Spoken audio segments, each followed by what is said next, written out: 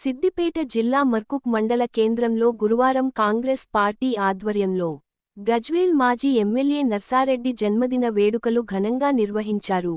స్థానిక బస్టాండ్ వద్ద cake cut చేసి శాలువాలతో సత్కరించి జన్మదిన శుభాకాంక్షలు తెలిపారు. అనంతరం వృద్ధులకు పండ్లు పంపిణీ చేశారు.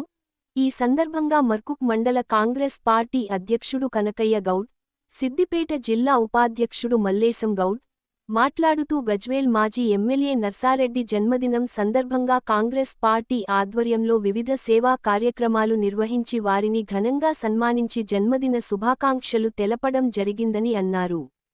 ఈ కార్యక్రమంలో డిసిసి అధ్యక్షురాలు ఆంక్ష రెడ్డి, వంటి మామిడి మార్కెట్ కమిటీ డైరెక్టర్ శంకర్, సర్పంచ్లు నాగిరెడ్డి, కిష్టయ్య, యాదగిరి, పత్తి నర్సింలు, సీనియర్ నాయకులు సుగుణాకర్ రెడ్డి, చంద్రశేఖర్ రెడ్డి, జితేందర్, గోవర్ధన్ రెడ్డి, కాంగ్రెస్ కార్యకర్తలు తదితరులు పాల్గొన్నారు.